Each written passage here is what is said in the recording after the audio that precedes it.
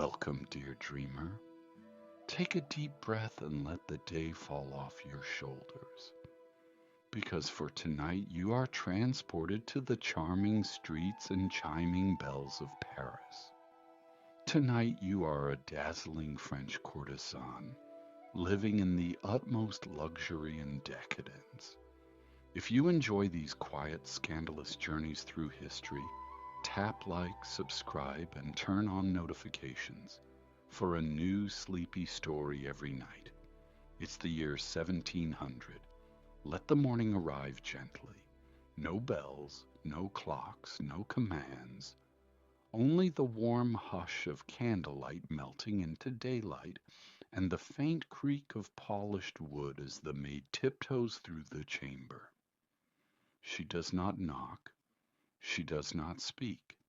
She simply moves to the long velvet curtains and draws them back with a whisper of silk. The light spills in, pale and golden, not yet sharp.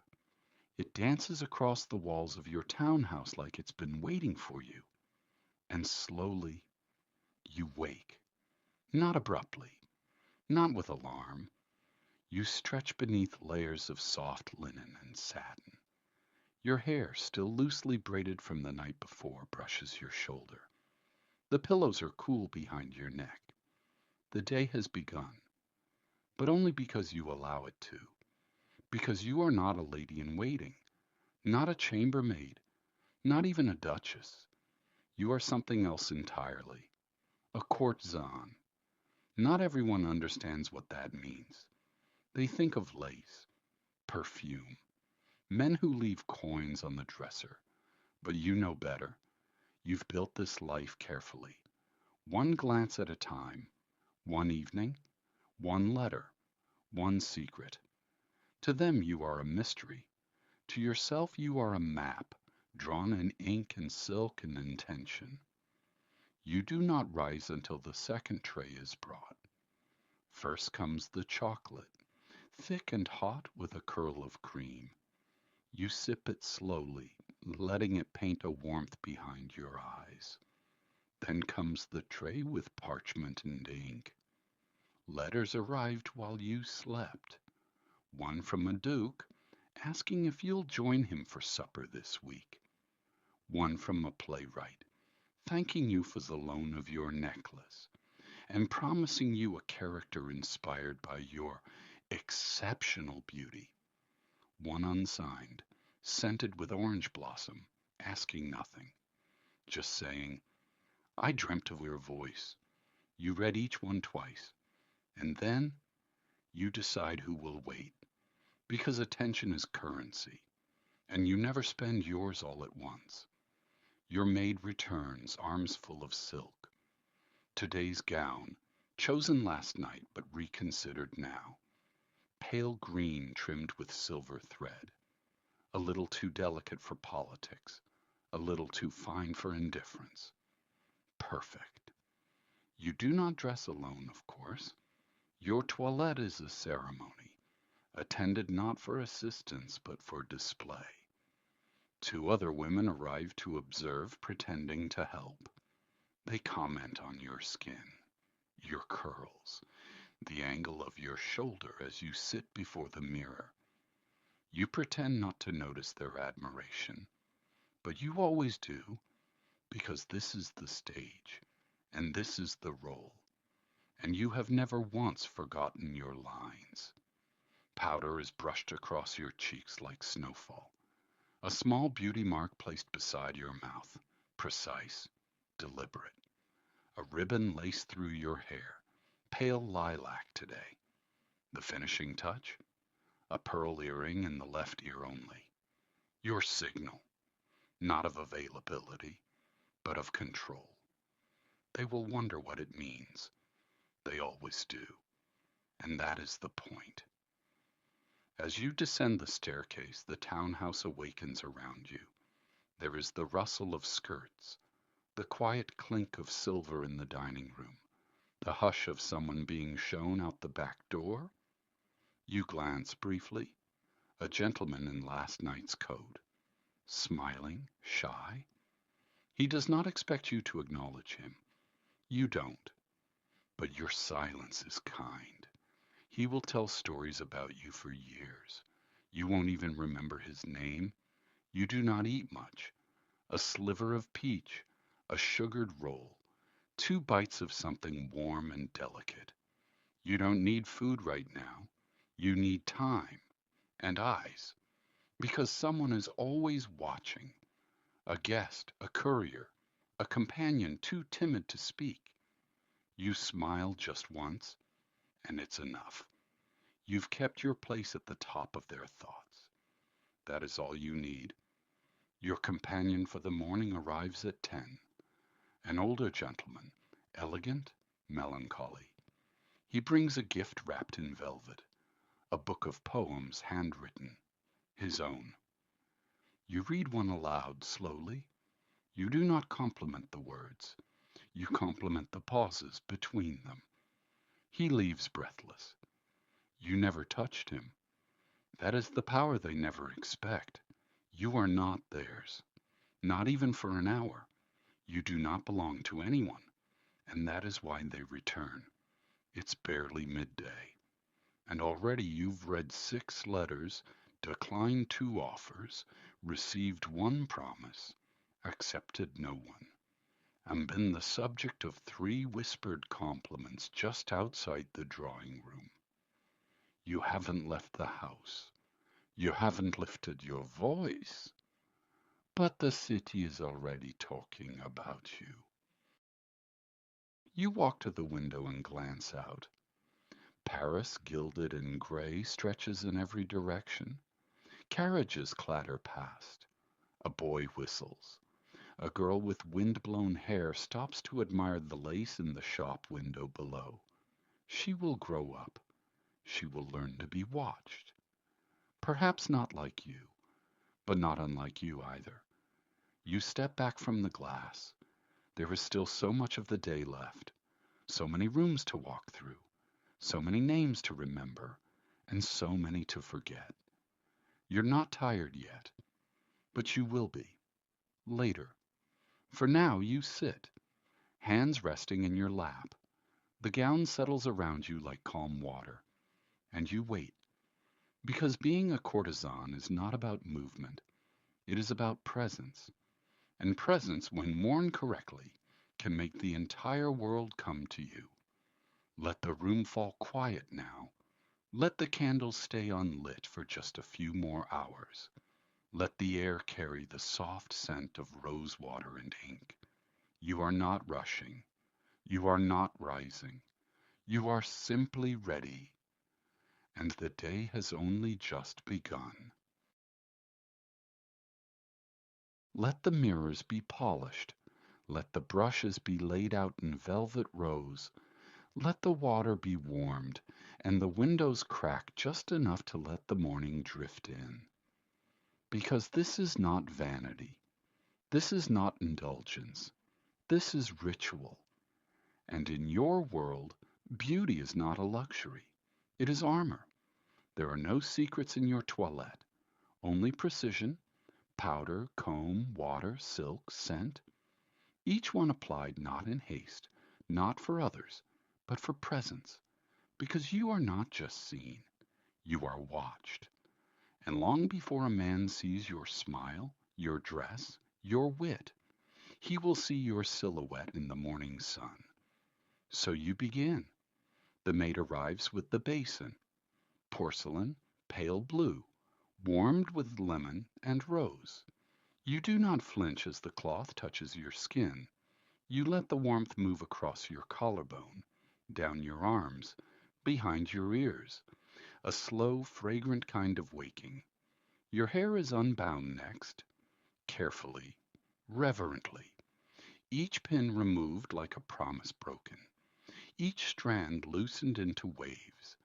It falls over your shoulders like a silk curtain, dark or fair or golden, it doesn't matter. What matters is the softness of it, the shape, the suggestion. You close your eyes as the brushing begins. 100 strokes, not for need but for rhythm. The comb glides through, patient and silent. You do not speak, There is no need to. A second maid arrives now. She carries the powders. You've already chosen today's tone. Not stark white, not pale pink. A touch of ivory, moonlight rather than starlight. It won't scream, it will whisper. The brush is wide, soft, full of crushed pearls and starch. She applies it to your face with the delicacy of painting porcelain. First your cheeks, then your forehead, then your throat. A light dusting, never a mask. You are not hiding, you are revealing. Next comes the pomade. It smells of beeswax and orange blossoms, not for scent, for shape. She smooths it along your temples, behind your ears, through the soft waves above your brow. Your hair glistens, not wet, not slick, just luminous. And now, the beauty patches. Small velvet circles tucked in a tiny box lined with pink satin. You open it yourself, because placement is everything. Today, one at the corner of your mouth. It's called La Passionnée, the passionate one. It draws the eye to your lips, not for a kiss, for a question. You consider another by your left eye, but no, one is enough. You want to suggest mystery today, not invitation. The gown is next, laid across the fainting couch, waiting. Ivory with silver embroidery, tiny blue ribbons at the sleeves. Not too rich, not too dull. The kind of dress that doesn't try too hard, but is impossible to forget. You step into it like it's a story. Arms out, breath held, bodice laced. Tight, but not uncomfortable. You're used to being held in. That is part of the shape. A corset, a petticoat, a gown. To the world it looks effortless, but you know every inch of stitching. You've memorized how it moves, how it sounds, even how it smells, faintly of starch, rose, and thyme. The final touches come in silence. A necklace, simple pearls, a pair of gloves, elbow-length ivory, and a fan lacquered with hand-painted violets. The fan is more than accessory. It's a language. You've spoken volumes with a glance over the edge of one. When you stand, the room stills. Your ladies nod. Not too low. They are not servants. They are audience. And you today are perfectly cast. You glance in the mirror, not to admire, to assess. The shape is right, the shadow beneath your cheek, the curve of your lips, soft but unreadable. You have made yourself into an answer that sparks questions. That is the goal. Your scent is last. A drop of violet water at each wrist, a touch behind your ears, a whisper in the hollow of your throat. You never wear too much, because mystery should arrive after the first impression, not before. You open the shutters. Paris is out there, clattering, calling, blinking in the light. You remain still. Let the world rush. You never do. You let time circle around you, never touch you. That's what they don't understand. They hurry to reach you, and you are already here. You do not smile yet. There will be time for that later. For now, you are polished, poised, ready, not for love, not even for admiration, but for influence. Let the light fall gently on the floor. Let the scent of violets linger behind you. Let the sound of your footsteps, faint and measured, carry into the hall. You are not walking. You are arriving. And your beauty, though they may whisper about it tonight, will never belong to them. It belongs to you, because it was made by your own hand. Sleep now if you like. The gown is folded. The powder brush is clean. The mirror remembers what you looked like, even if you forget.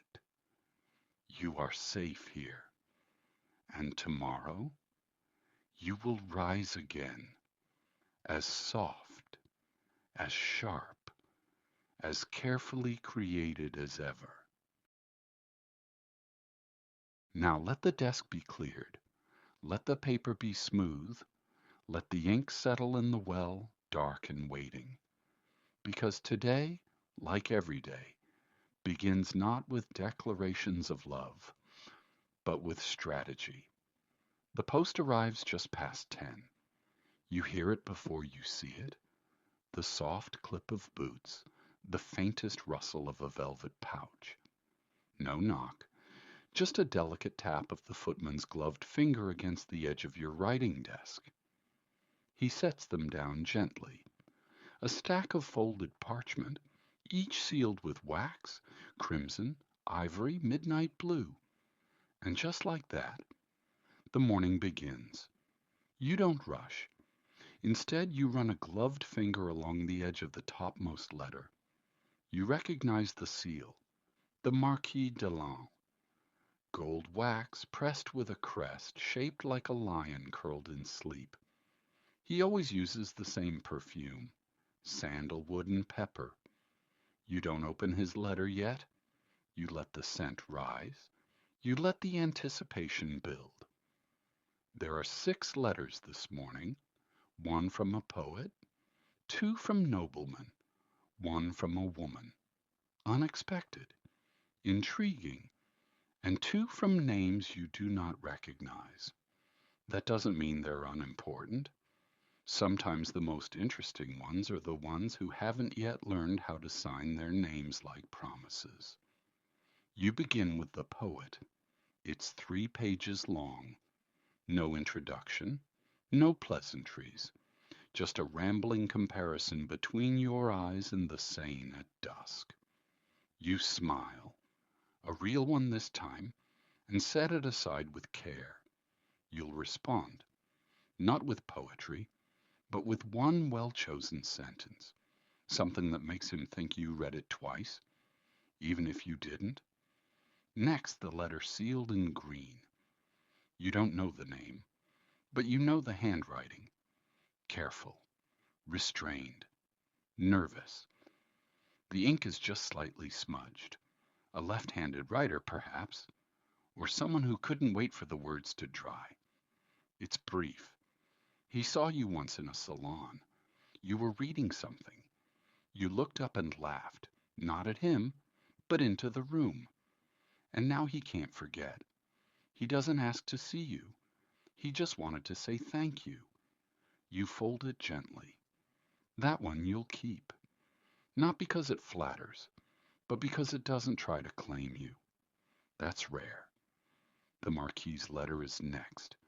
It begins, as always, with a compliment so overpolished it loses all shine. My dearest enchantment, he writes.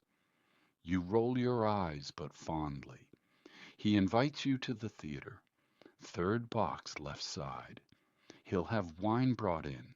He's ordered your favorite pastries. He signs it. Still yours should you permit me. You won't go, but you'll let him wonder if you might. Your maid waits by the door with a tray of correspondence supplies. She knows the rhythm by now. You dictate aloud. The poet receives a single line. Your words are more vivid than memory. I keep them near. The Marquis gets a thank you, but no confirmation. The unknown admirer receives something soft and open-ended. Not all glances are accidental. He will read that one 100 times. He will imagine a meaning you never wrote. That is the gift. You don't respond to all of them. You never do. Silence is also a language, especially when spoken by a woman who knows her worth. You pause. Look out the window. Paris is alive now. The bells have rung. The streets are full. Somewhere a man is rereading a line you wrote last week. Somewhere else a woman is asking why her husband still talks about you. A duchess is choosing a dress to outshine you. A painter is adjusting the color he mixes for skin, trying to capture the shade of yours from memory. You're not there, but your name is, and that is the point. You return to your desk. There are other matters, small ones. A note about a delivery of violets. A gift from a dressmaker hoping you'll wear his new design at Madame de Montargis' salon. You will, and you won't pay, because influence is not about money. It's about placement. And you are always, always placed exactly where you mean to be. Your replies are delivered on cream-colored paper, folded twice, sealed with soft lilac wax. Your signature color, a mark, a memory. When they receive your letters, they'll pause, they'll smile, they'll show it to no one, or perhaps to one trusted friend. They'll hold it longer than they need to, because holding your words feels almost like holding you. This is not seduction. Not exactly. It's something softer, more patient, more elegant. You speak through scent, through ink, through timing, and you never say more than you must, because power is not in the letter. It's in the delay. Midday approaches. You set down the quill. Your fingers still smell faintly of violets and ink. The desk is tidied, the seals pressed, the letters sent. No one has seen you yet today, but half of Paris is thinking about you, and that too is a kind of presence. You've spoken, without raising your voice, without opening your door, without promising anything. And yet, they will come. They always do. Let the parlor be aired. Let the cushions be fluffed. Because visitors are coming, not by invitation, but by rhythm. Afternoons they always arrive, and never alone. Not truly. They bring offerings. You are not surprised when the first knock comes. It is gentle, measured, the kind of knock that carries both confidence and hope. Your maid answers, of course. You wait in the adjoining room, perfectly in place. Your fan rests open across your lap. Your shoes are just barely visible beneath the folds of your gown. You don't rise. Not yet. Let him wait 10 heartbeats. Let him remember how much he wants to be seen by you. Today the first guest is the Comte de Valine. You know him well. Too well, perhaps. A man of delicate manners and strong cologne, always dressed half a season ahead, always speaking one compliment too many. He bows deeply. You incline your head. No more. That's all he gets. The game begins. He offers a box. Polished cherry wood, tied in blue ribbon. You untie it slowly, fingers brushing the edge of the bow. Inside, gloves, soft as cream. Imported, ivory, your size. You look at him for the first time, just long enough to let him think he's won something. You smile, slightly. He exhales. The gloves, of course, are lovely, but you already have 3 pairs just like them. Still, the gesture matters. Not the gift, the giving, because every offering is a symbol of desire, of competition, of where they think they stand, and it's up to you to show them, kindly, where they actually are. You invite him to sit, not on the chaise beside you, but in the chair across. The message is soft but unmistakable. You are receiving him, not entertaining him. The conversation drifts from music to paintings to a new piece being performed at the opera. He offers to escort you. You tilt your head thoughtfully. Say nothing. It's better that way. Let him imagine you'll say yes. Let him write the evening in his mind. What you'll wear, how you'll laugh, what he'll say that will make your eyes linger on his mouth. Imagination is often more useful than agreement. He leaves after 27 minutes. You know, because you always count. Not out of boredom, out of balance. Too short a visit and it seems dismissive. Too long and it becomes greedy. You guide them all toward the perfect length without ever speaking the rule aloud. The second caller is a surprise. A duchess, older, elegant, a whisper of violet perfume. She does not bow. She nods. You rise to greet her. A different kind of dance, this one. She brings no gift. Only a question. Would you consider appearing at her salon next week? The Swedish ambassador's wife will be there. So will the painter Vernet, and a certain baron, recently widowed, who admires your wit. You nod, just enough to confirm, without confirming, because you will decide later, in private, on your own terms. The Duchess stays for tea. She speaks of the city, who's leaving for the countryside, who's fallen out of favor, who has developed a sudden cough that no one believes is innocent.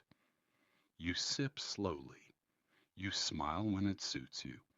You share one piece of gossip, small, amusing, carefully chosen, a gift in return for her visit.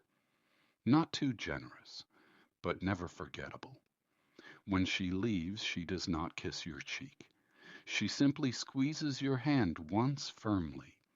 You like her for that. She is not playing your game. She is playing her own. And that, too, is a kind of respect. By now, the tray is no longer empty. One book, two notes scribbled hastily on folded parchment, a ribbon-wrapped confection, untouched, and beside it the cherry-wood box with gloves.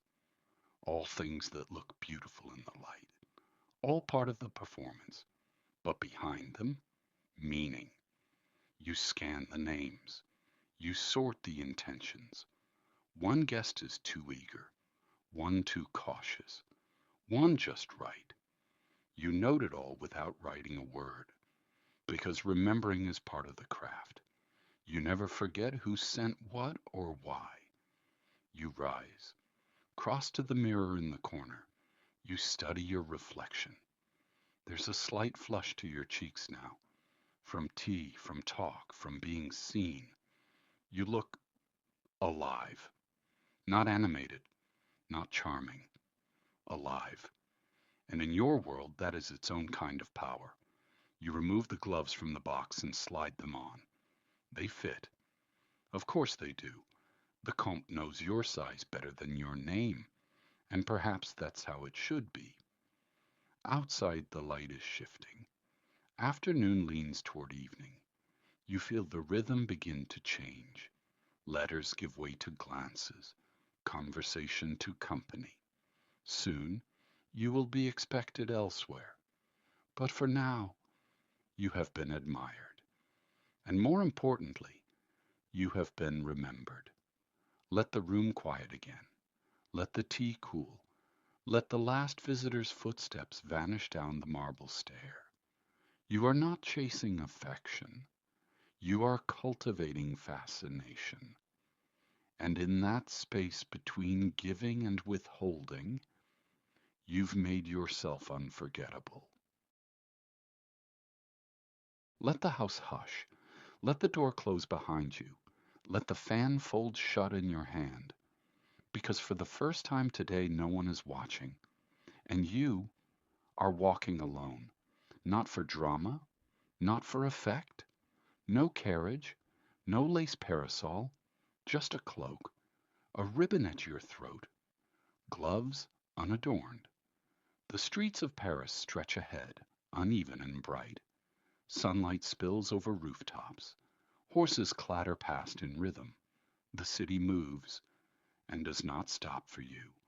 You love it for that. You take the back route. Not the grand boulevards where your name drifts behind you in whispers, but the quieter streets, stone and shadow, a bakery on one corner, a bookseller on another, the smell of baking apples and dusty parchment.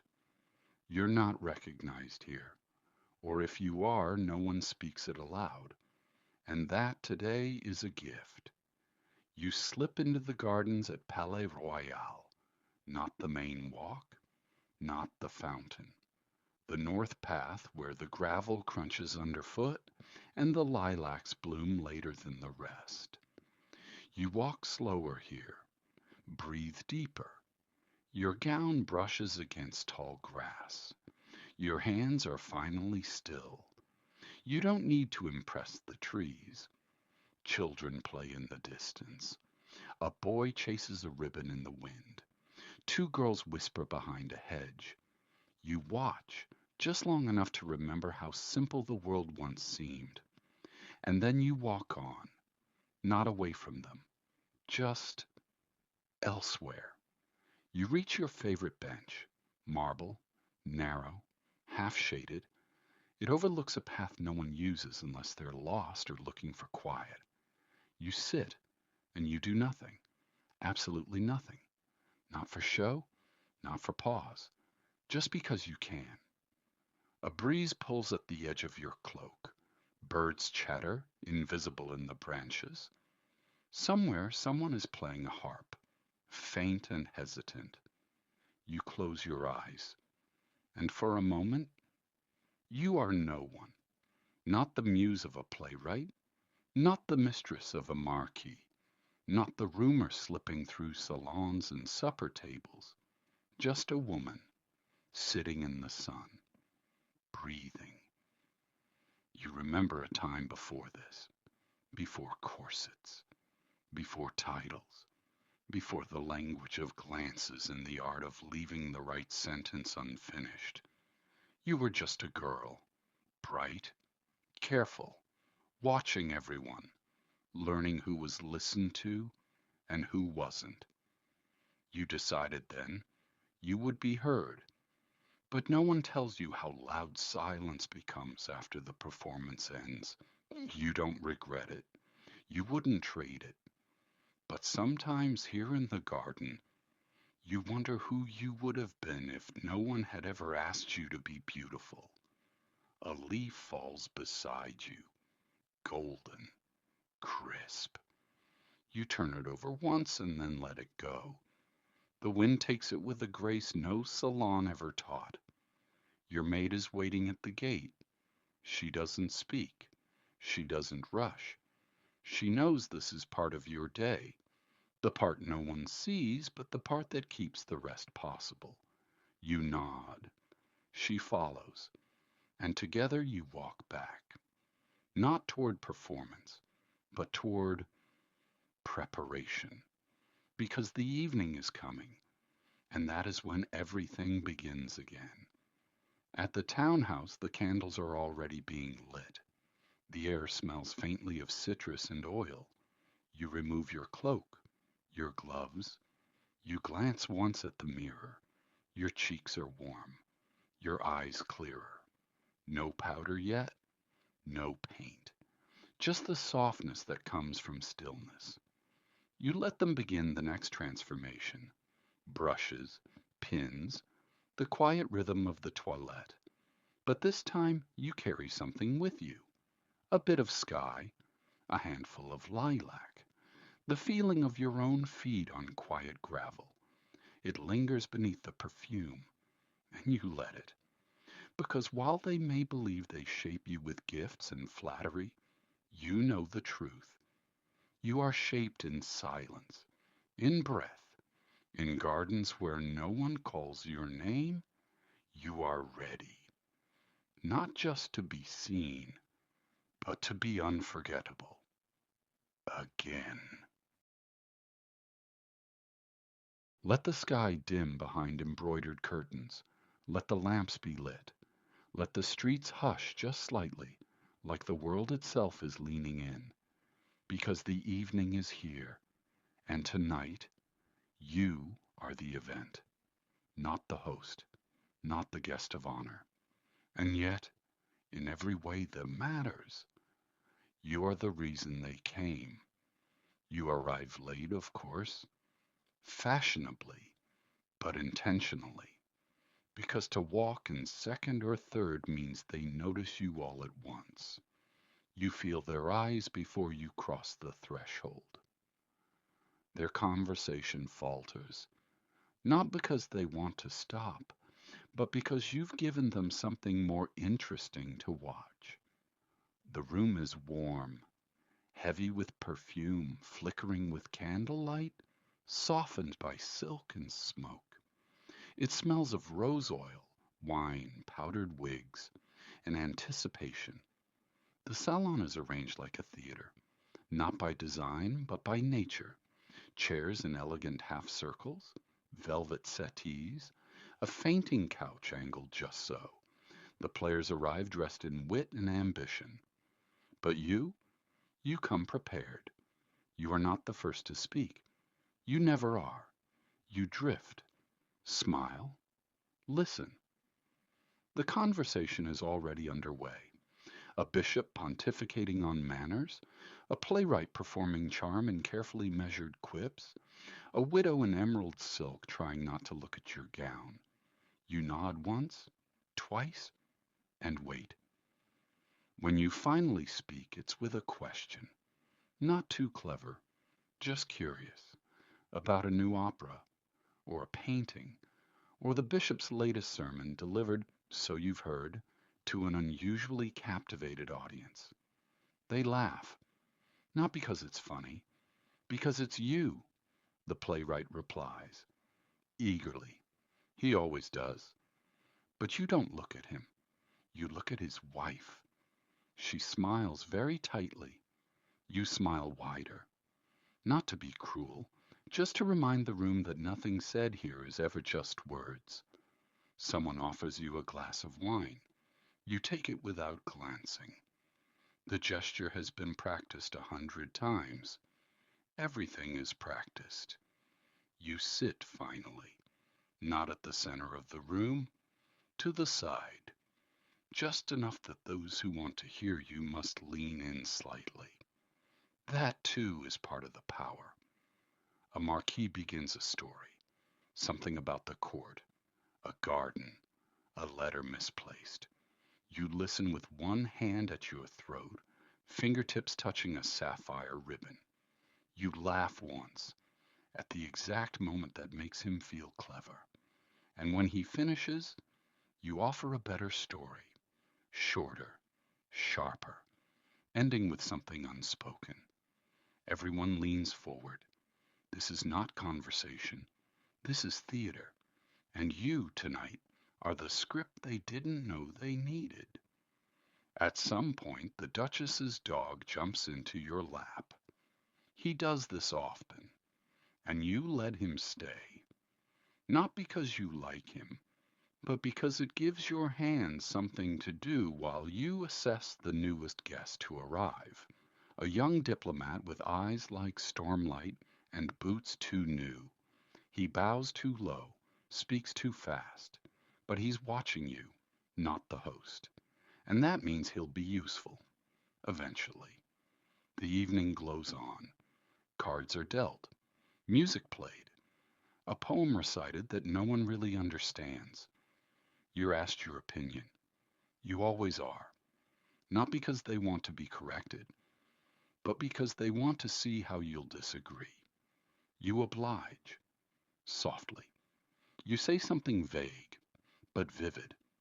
They nod, laugh, reinterpret your words in ways you never meant. You let them. Let them feel smart, surprised. Let them wonder if your smile was meant for them, because that's what they'll remember tomorrow, not the poem. You. It's almost midnight. The fire crackles. The room softens. People begin to gather their fans and gloves. A few ask if you'll be at the ambassador's ball next week. You say perhaps. They smile, even though it isn't a yes, because perhaps from you is more promising than a vow from anyone else. You leave without announcing it.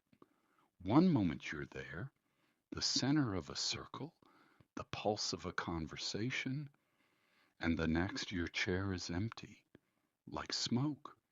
They notice, they whisper, but you are already down the stair, slipping into the waiting carriage. Not a queen, not a guest, something quieter, stronger. You don't speak on the ride home. There's nothing to say. You've said enough. Tonight you were everything they expected, and none of what they assumed. You reach your townhouse. Your maid opens the door before you knock. The candles are still burning. The air smells of lavender and wax. You remove your gloves, one pin from your hair, the shoes, left gently by the fireplace. You breathe in, and let the salon slip away. They will talk about you tomorrow, not because of what you wore, not because of what you said, but because of how you made them feel, seen, challenged, a little bit lucky, and not quite sure why. Let the room go still now. Let your earrings rest in their velvet box. Let your dress be folded and the ribbons laid flat. The stage is quiet. The night is yours again, and you are not performing anymore. Next, let the curtains be drawn. Let the candles be lit low. Let the silver gleam but not glare. To another dinner, another meal, another invitation, and you already know how to say yes, without ever saying the word. The salon is smaller tonight, private, intimate, not a crowd, not an audience, just 4 seats at a table, and only one that matters, yours. You arrive last, of course, not dramatically, just deliberately. Your gown is darker than usual, dusk blue silk with sleeves that whisper when you move. Your hair is swept up, not pinned too tight.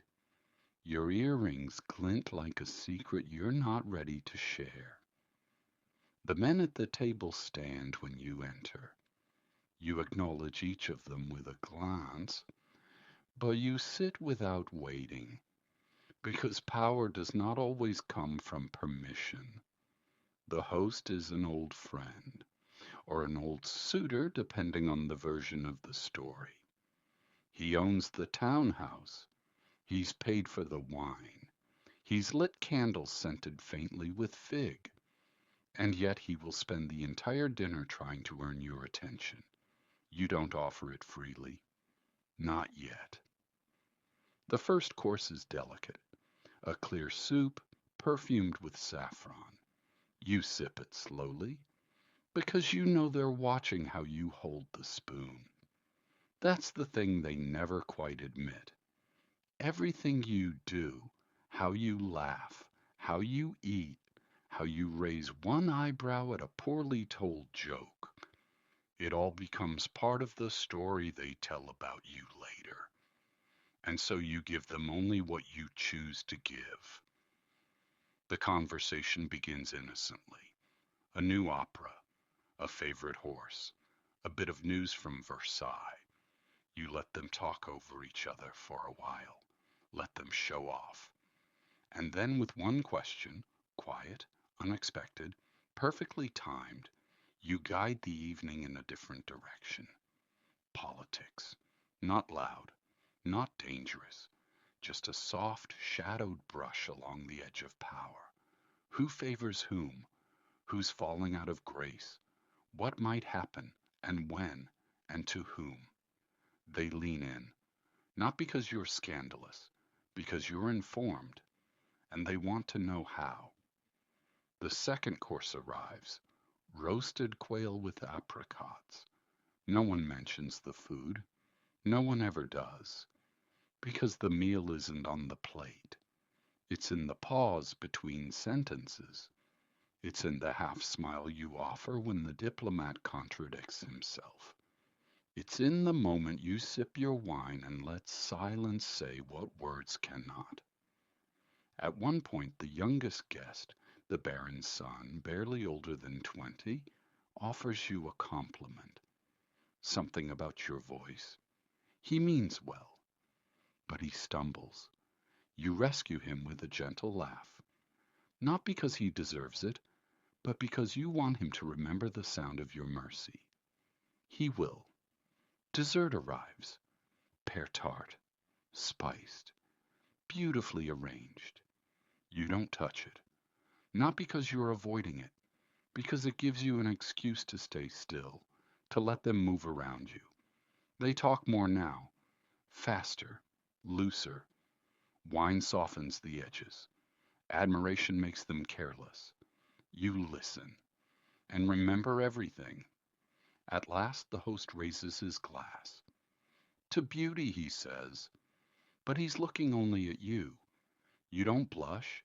You don't demur. You just lift your glass and hold it mid-air long enough for the others to mimic you. They toast you together, even if they pretend otherwise. The meal ends with coffee and cardamom, served in porcelain cups too fine for anyone to grip comfortably. You hold yours just right, balanced, controlled, your fingers steady, even as the room begins to exhale, because they think the evening is winding down. But you know better. Now comes the part they'll truly remember. You stand, slowly, not as a signal, as a statement. Your chair barely makes a sound.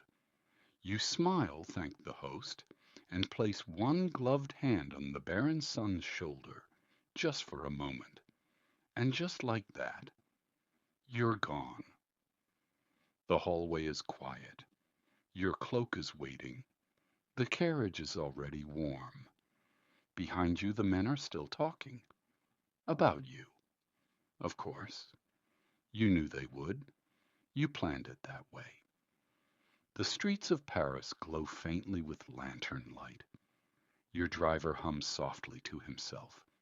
You rest one hand on your lap, the other near the window. You don't need to look back, because the story will follow you, and by morning it will have grown. You didn't promise anything. You didn't agree to meet again. You didn't even finish your wine. And still, you're the only part they'll remember. Let the evening settle now. Let the silver be cleared. Let the tablecloths be folded and the chairs tucked back under the table. Dinner is over, and you've left behind a hunger deeper than food. Now let the air settle, still and warm, like a breath just before sleep, because this part of the evening isn't for show. It's not the theater of salons or dinners, not fans fluttering or courtesies exchanged. This is softer. This is where the masks come off, but only slightly. It starts with a note, folded, plain, unsealed, left not on your writing desk, but tucked carefully beneath the violet ribbon on your mirror. A message in quiet handwriting. If you're still awake, may I speak to you? Not as one of them, but as myself?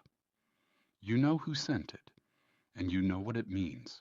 Not romance, not business, something rarer, a confession. You don't answer right away. You change first, not into something grand, into something softer. A loose gown, bare feet, no jewelry. You light one more candle, pour a small glass of wine, and sit on the velvet chair by the hearth. You wait, and in time, he comes. He enters quietly. No perfume, no powdered wig, no polished shoes. He closes the door behind him with more care than most take opening one. He bows, but without performance. You nod, not as a hostess, not as a courtesan, just as yourself. He sits across from you, and for a long moment neither of you speak. There's no need to rush.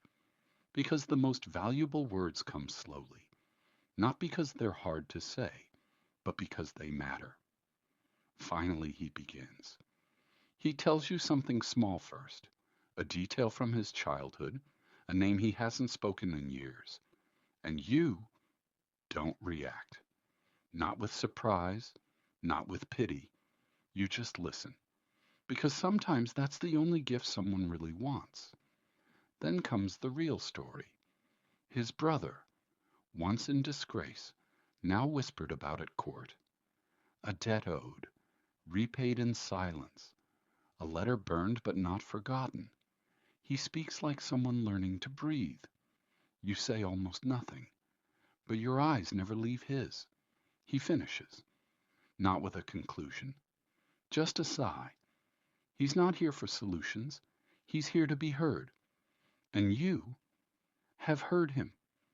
You pour him a second glass of wine, set it gently on the table between you. The sound it makes, soft ceramic on wood, seems louder than anything else. It's a promise. I will not use this against you. I will not repeat it. You are safe here. He thanks you, quietly. You offer him one line in return. Nothing wise, nothing grand. Just a sentence, simple and steady, the kind that holds someone upright when the world around them tilts. He asks if he may stay longer.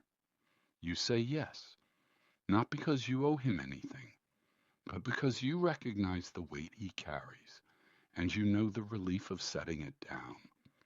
You talk of other things now, of paintings, of winter, of what Paris smells like after rain.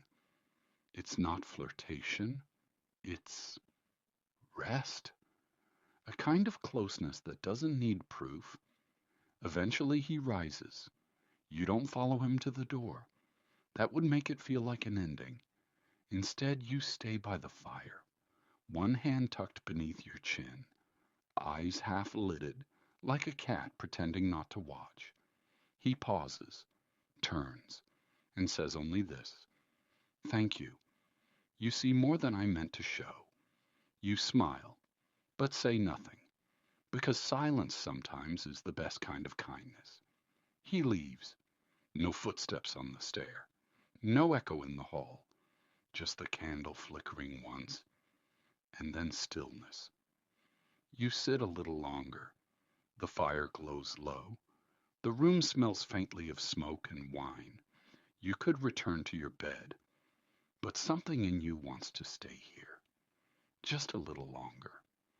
Not because you're waiting, because you're remembering. These are the moments they never speak of in stories. The quiet visits, the fragile truths, the spaces between power and performance. But this too is part of your life, not just the letters, or the gifts, or the dances, but the trust. Because what you offer is more than charm, it's refuge. Let the night settle again. Let your robe slip from one shoulder. Let the candle burn just a little lower. You don't need to rush to sleep. There's no need for dreams when you've already been trusted with someone else's. Let the light be gentle this morning. Let the lace at your sleeve fall just so. Let the quiet in your room stretch a little longer. Because today is different. Today isn't about charm or seduction, not about letters or glances or invitations. Today is about legacy. And legacy begins with a single choice, from someone who sees your worth not as momentary, but lasting. The note arrives early, not scented, not sealed, just plain and folded twice. You read it in the soft glow before the fire's lit. I have something to offer, and I would prefer to do it in person. This afternoon, if you will allow it. You know who it's from. The Marquis de Tourmont, a man who's never spoken more than necessary, who once gave you a ruby and never mentioned it again, who listens when others talk over you, and who always leaves before he's asked to. He has never overstayed, never made assumptions, never demanded affection, which is why, when he asks for time, you say yes. You prepare differently, not lavishly, not carelessly. You choose your gown with intention, deep green silk, understated, a necklace of pearls soft as moonlight, no perfume, only rose water behind each ear. And when he arrives, you meet him not in the parlor, but in the library, a room lined with more silence than books, because some conversations require space. He enters quietly, greets you with a bow that feels more like acknowledgement than performance. You motion to the chair near the window. The sun catches his profile, older, weathered, but still watchful. You don't speak first. You've learned that power can live in patience. He speaks gently. He tells you he's been watching, not in the way others do, from behind fans or through whispered praise. He means something else. He's been watching how you move through the world, how you balance admiration without dependence, how you keep their interest and keep your distance. He says you're not simply admired, you're respected. You tilt your head just slightly, you're listening. But more than that, you're waiting. Because this feels like a turning point. He clears his throat once, then simply, I would like to become your patron.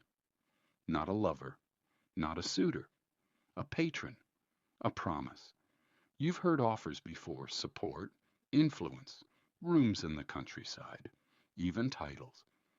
But those offers always came with conditions, softly spoken, but always there. This one feels different, not lighter, just steadier.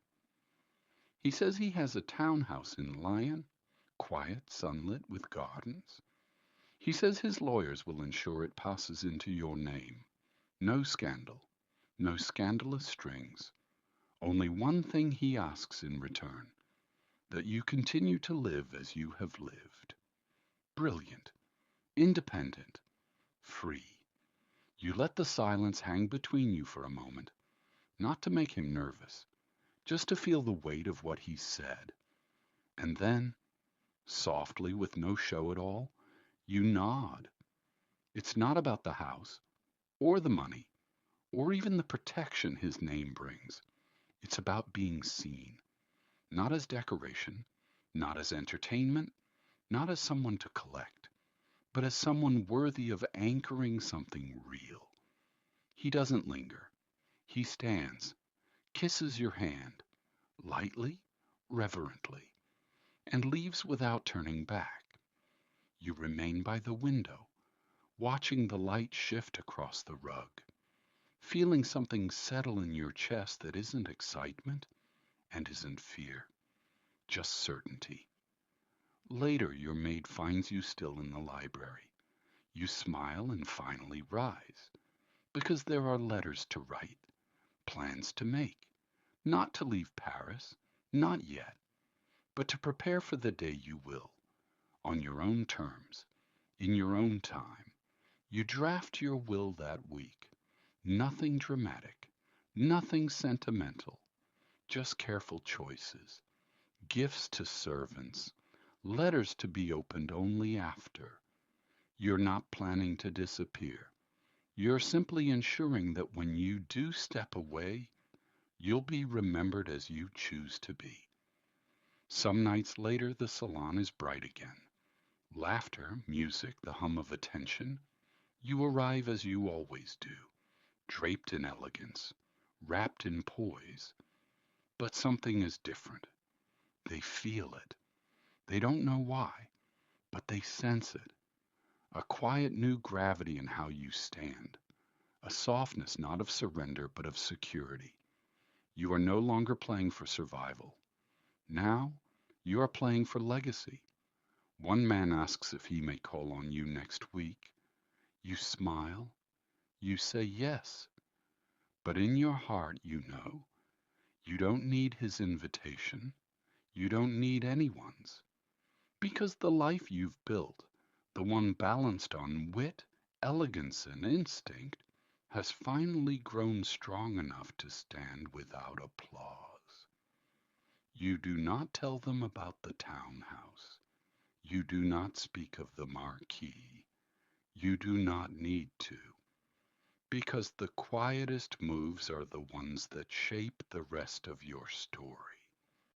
And when your name is whispered tomorrow, as it always is, they won't know why you seemed so radiant last night, why your smile was softer, why your laugh stayed longer in the room.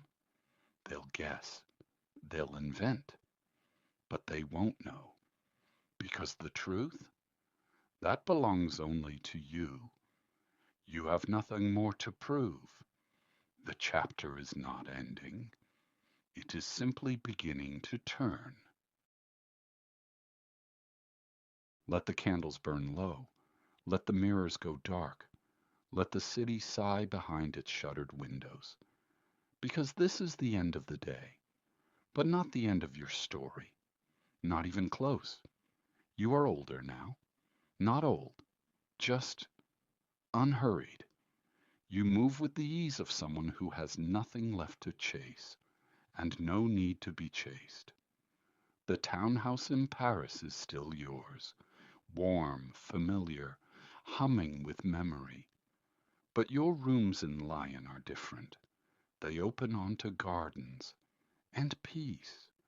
There are no suitors waiting outside your gate, no secret letters slipped into gloves, no whispered promises tucked between lines of poetry. Because you no longer live in the world of flirtation.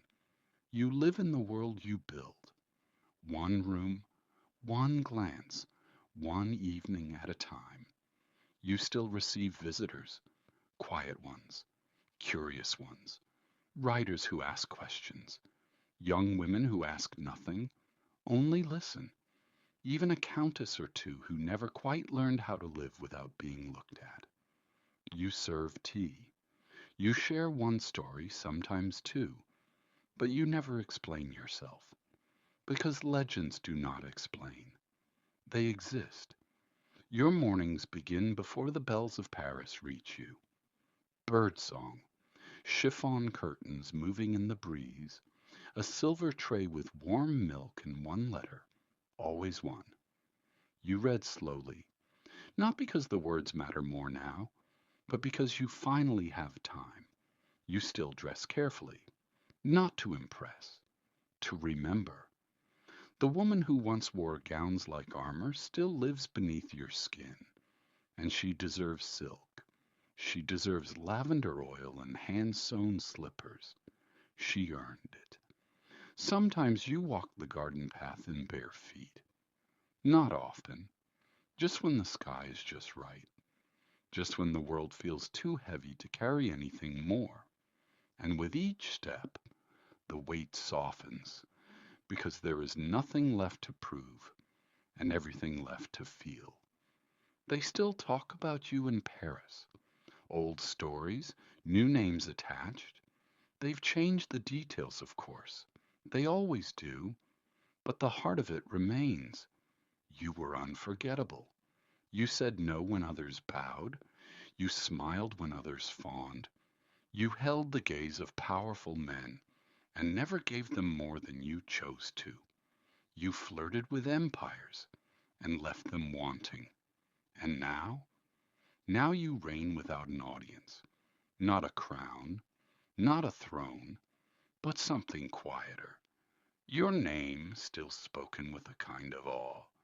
Your letters saved in drawers.